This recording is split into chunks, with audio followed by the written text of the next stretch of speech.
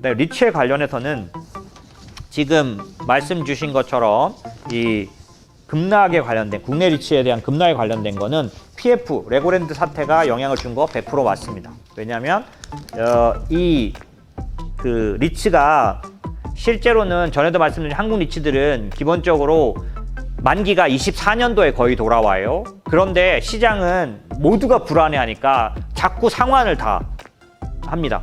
특히 여기에 영향을 끼쳤던 것 중에 여러분에게 좀 더 중장기적인, 그러니까 중기적인 영향을 끼치는 게 뭐냐면 채권 금리가 같이 따라 올라가면서 배당을 상쇄시키고 있는 거죠.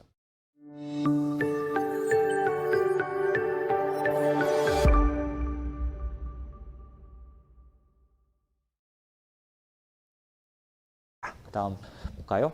땡땡땡 고객님은 레고랜드 채권 사건 이후 한국 상황이 IMF 상황과 비슷하게 전개되는 것 같아 걱정이 됩니다. 일각에서는 신용 리스크가 발단이 되어 금융위기 상황이 올 수 있다는 전망을 하던데 한국 경제 괜찮을까요? 한국 리츠 시장의 하락은 채권 시장 불안에 기인한 걸로 보시나요? 그 다음에 최땡땡 고객님, 금리 인상과 인플레이션 시기 대응으로 추천하신 리츠 시장이 최근 급한 금리 인상 문제인지 하락세가 눈에 띕니다. 과거 말씀하신 리츠 시장의 향후 전망에 대한 의견은 그대로 유지하시는지요? 세 번째 잼미니님이네요. 항상 감사드립니다. 혹시 상대적으로 변동성이 적었던 미국 리츠가 급하게 빠졌는데 그 이유를 알 수 있을까요?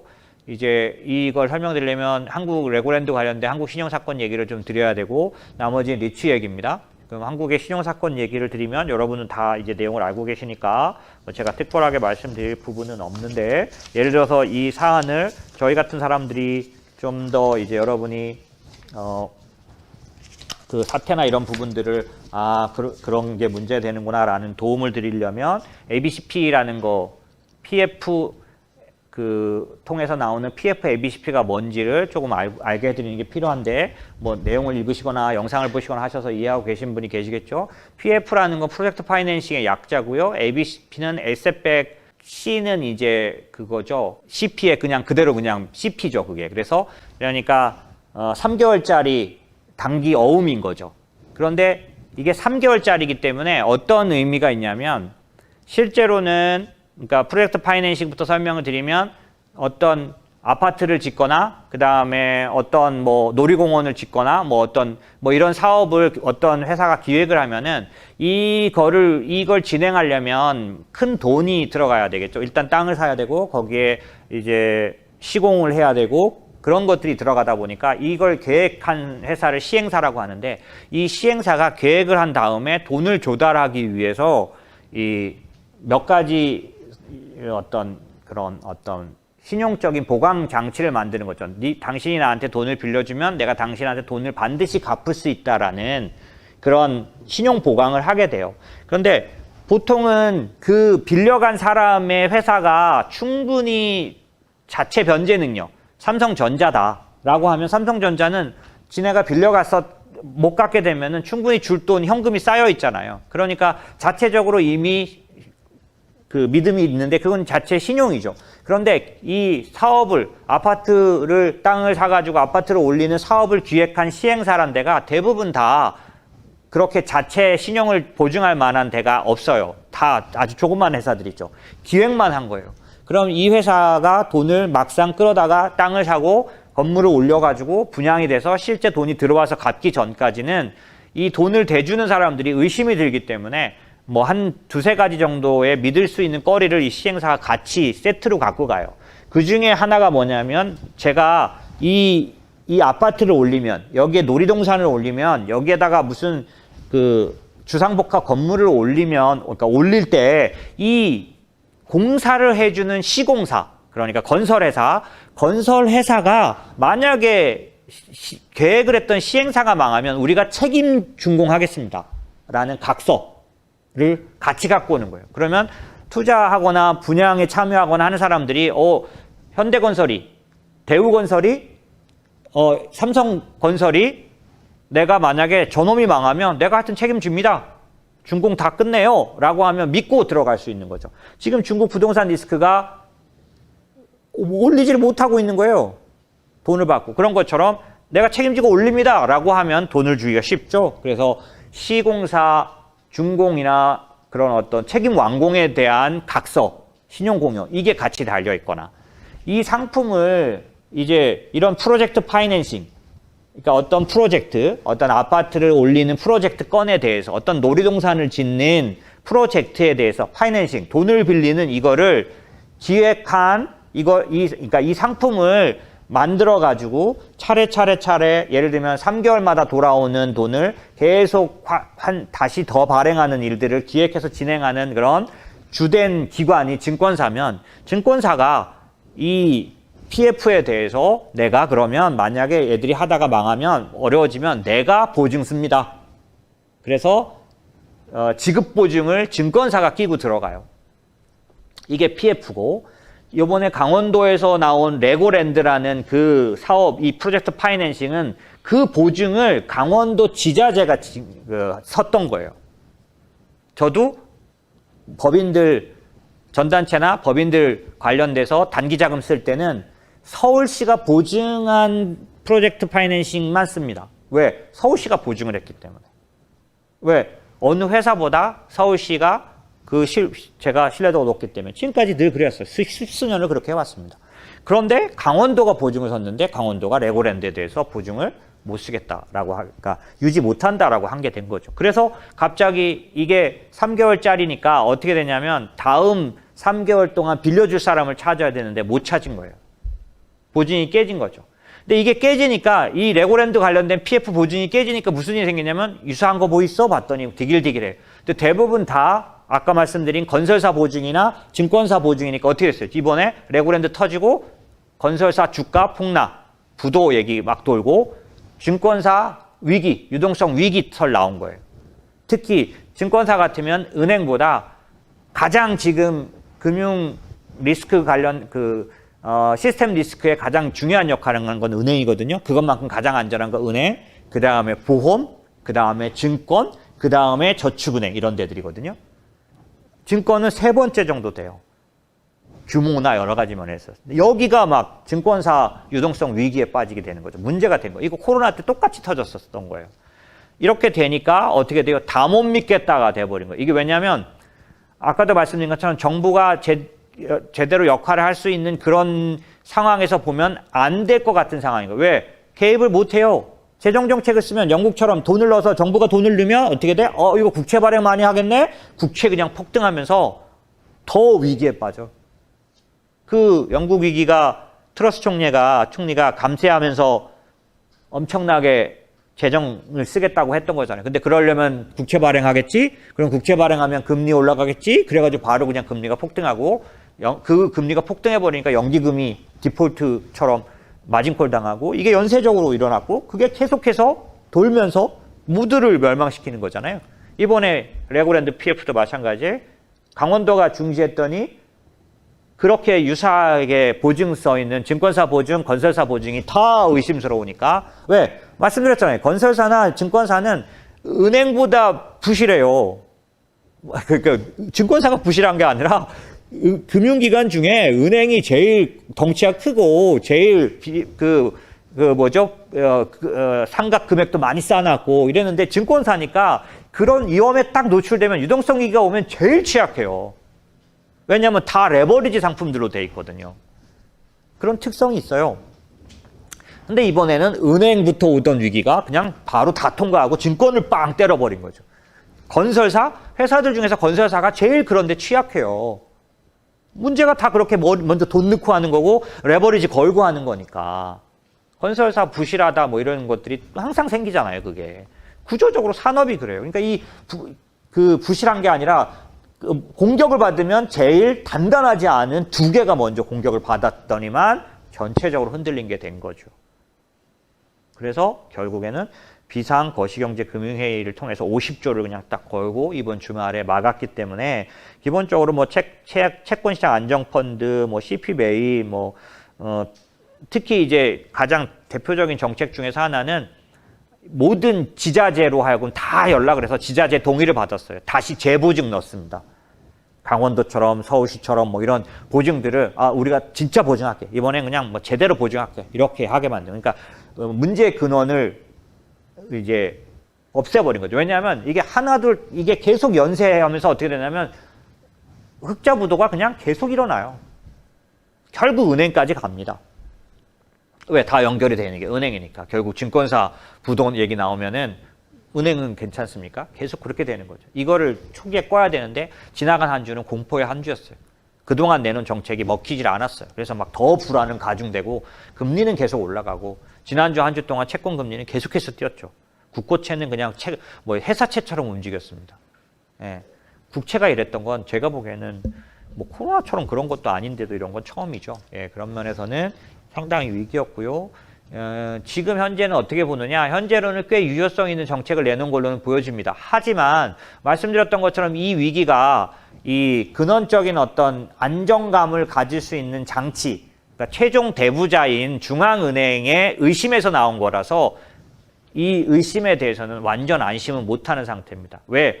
중앙은행이 지금 어느 나라나 뭐라고 말하고 있냐면 미안한데 우리는 금융 안정보다 인플레이션이 더 중요해 라고 계속 얘기하고 있는 거예요. 그래서 금융 안정은 좀 흔들려도 금리는 계속 올릴게. 왜? 인플레이션이 더 중요하니까. 계속 이래왔거든요. 그러면 문제가 터져도 그냥 좀 놔둘게. 미국 그랬잖아요. 그렇죠? 그러니까 문제가 어떻게 돼요? 문제가 난 곳에서는 안 막아준대. 끝이야. 이렇게 돼버린 거예요. 한국중앙은행도 마찬가지입니다. 한국은행도 인플레이션에 대한 얘기를 계속해왔지 실제로 최종 대부자로서 시스템 리스크를 방어하는 쪽의 역할에 대해서는 웬만하면 참겠다. 인플레이션이 더 중요하니까 이래왔던 거죠.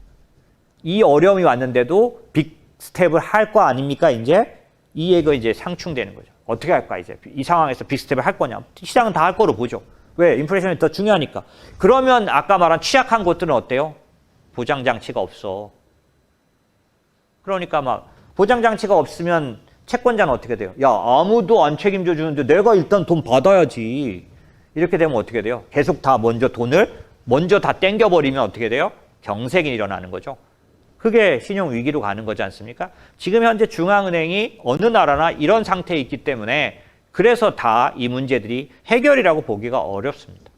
그런 상황이고, 그다음에 리츠에 관련해서는 지금 말씀 주신 것처럼 이 급락에 관련된 국내 리츠에 대한 급락에 관련된 거는 PF 레고랜드 사태가 영향을 준 거 100% 맞습니다. 왜냐하면 그 리츠가 실제로는 전에도 말씀드린 한국 리츠들은 기본적으로 만기가 24년도에 거의 돌아와요. 그런데 시장은 모두가 불안해하니까 자꾸 상환을 다 합니다. 특히 여기에 영향을 끼쳤던 것 중에 여러분에게 좀 더 중장기적인, 그러니까 중기적인 영향을 끼치는 게 뭐냐면 채권금리가 같이 따라 올라가면서 배당을 상쇄시키고 있는 거죠. 그러니까 예전에는 1% 시대, 예금금리 1% 시대에는 배당 얘네들 한국 리츠들은 5% 이상 되거든요. 대단히 안정적인 5%잖아요. 그러니까 굉장히 가치가 있었는데 지금 채권으로 막 5%짜리가 나오니까, 그죠? 그러니까 이 배당하고 서로 이 부닥치는 문제가 되고 경쟁적인 문제가 돼 있는 상황에서 PF가 터진 거예요. 그래서 이렇게 되면은 만약에 이렇게 신용 경색이 오면 리츠도 리파이낸싱에 실패하는 게 아니냐. 그런데 말씀드렸죠? 한국 리츠들은 리파이낸싱이 24년도부터 거의 돌아옵니다.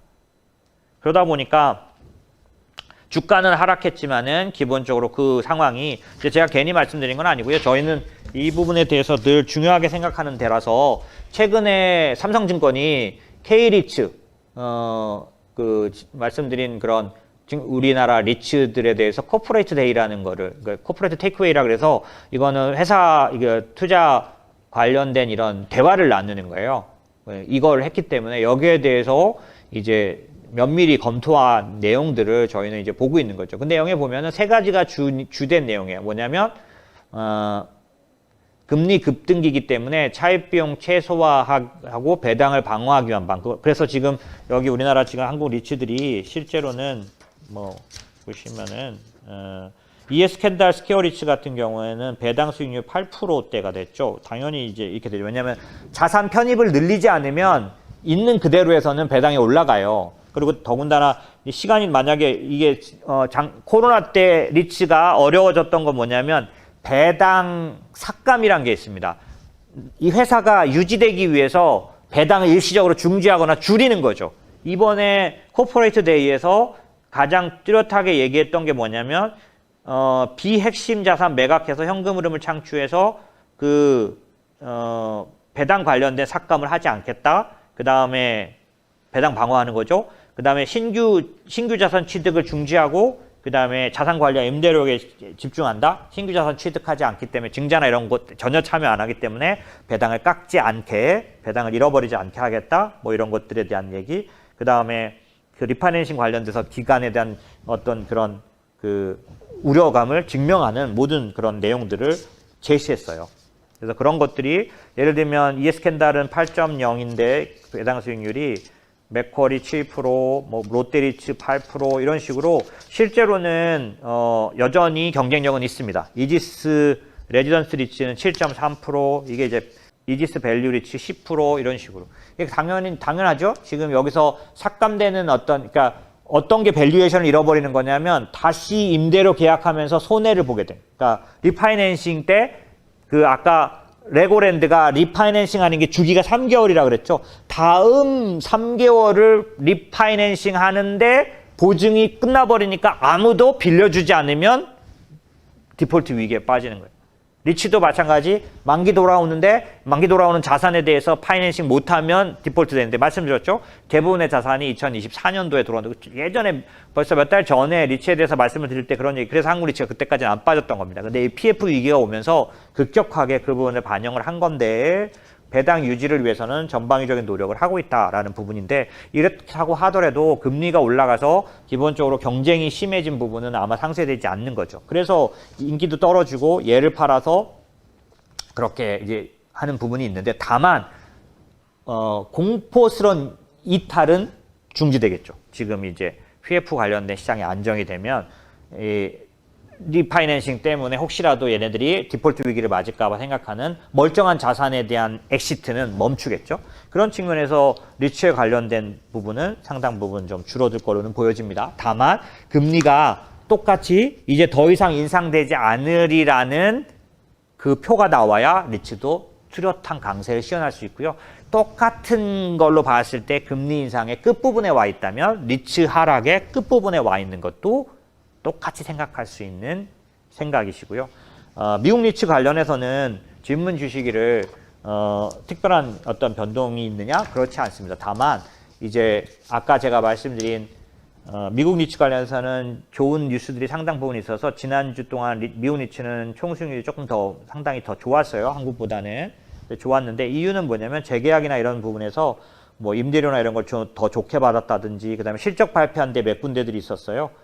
요즘 실적 시즌이잖아요. 실적들이 굉장히 좋게 나왔기 때문에 뭐 괜찮게 나온 그런 부분들은 충분히 있었는데, 여전히 리츠에 대한 부정적인 부분, 그게 뭐냐면 위험 기대 수익률에 봤을 때 리츠가 아예 채권은 아니면서 배당으로 뭐 3%를 받다면 지금은 막 채권이 국채가 4%를 보여줄 수 있으니까 그런 경쟁에 있어서는 예전보다는 어려워진 거겠죠. 다만 말씀드린 것처럼 그런 것들 때문에 하락한 가격이 이제 금리가 인상이 멈춘다면 이 모든 할인으로부터 좋아지면 좋아졌지 나빠지지 않을 거라는 것 때문에 장기적으로 이제 가격의 메리트를 느끼는 사람들이 매수자가 들어오기 시작해서 올라가는 일들, 그 다음에 가장 큰 게 뭐냐면 미국의 주택시장, 미국의 그 부동산 시장에 대한 그런 어떤 예측이 문제가 있는데 그게 중요한데, 한국의 부동산 시장은 지금 예측이 많이 엇갈립니다. 굉장히 부정적인 예측이 많아요. 부동산 시장이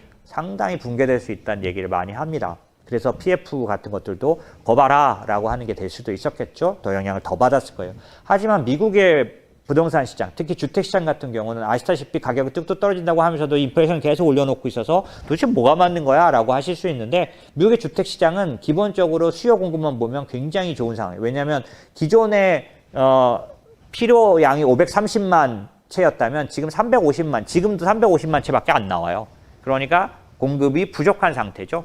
그런 부분들이 여전히 유지되고 있기 때문에 미국의 주택시장이 붕괴되고 어려워지려고 보는 그런 부분들은 지표들이 그렇지 않다는 걸 상당히 말해주고 있죠. 그래서 지금 내년도에 경기 침체를 얕게 보는 이유 중에 하나가 주택시장에 관련된 예측도 영향을 끼칩니다. 왜냐하면 제일 먼저 가장 강력하게 침체로 빠뜨린 요인 중에서 이제 전에 호프라 그래서 하우징 제일 먼저 시작되잖아요. 그래서 이 침체의 가장 큰 지표 중에 하나인데 이 부분이 상당히 건전해 보이기 때문에 그래서 어떤 면에서는 덜 이제 걱정하고 있는 면은 침체가 얕을 거라고 보는 거는 주택 시장도 저희는 점검한 상태다라는 거고요.